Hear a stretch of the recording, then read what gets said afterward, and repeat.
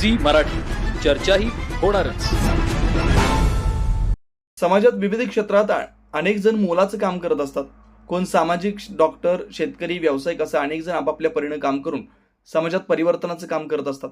असाच एक जो आजरा तालुक्यातील एरंडोल गावचा युवक, ज्याने कलेचा ध्यास हाती घेतला, नोकरीसाठी मुंबईला गेलेला तरुण नाट्य क्षेत्राकडे वळला।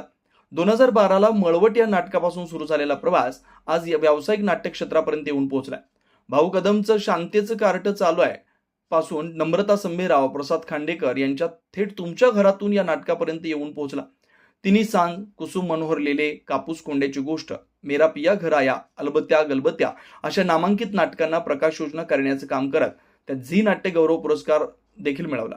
छाप, फास, लेडीज फर्स्ट, शिलेदार, स्वराज्याचे, व्हॅलेंटाईन डे सारख्या लघुपटाचं लेखन आणि दिग्दर्शन देखील केलं। राज्यनाट्य स्पर्धा, युथ फेस्टिवल यामध्ये नेहमीच सहभाग। सध्या बालनाट्यांचा वसा उचलून आपल्या तालुक्यातून जास्तीत जास्त बाल कलाकार कसे तयार होतील याकडे लक्ष देणारे रोशन कुंभार यांना त्यांच्या कार्याचा सन्मान व दिलेलं योगदान पाहता त्यांना कलारत्न 2025च्या पुरस्कारानं सन्मानित करण्यात आलं।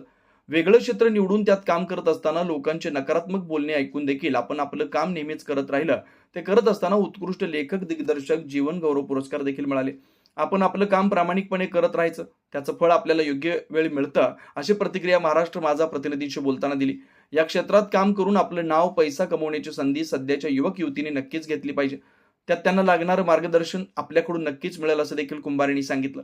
सत्यमेव सेवा फाउंडेशन ही एक अशी संस्था आहे जी खरोखर समाजातील हिरे ओळखून त्यांचा सन्मान त्यांना समाजासमोर आणण्याचं काम करते। हा पुरस्कार देऊन सन्मान केल्याबद्दल त्यांच्या सर्व टीमचा आभार कुंभार यांनी मानलाय। सी मराठी ज्ञानेश्वर पाटील, चंदगड।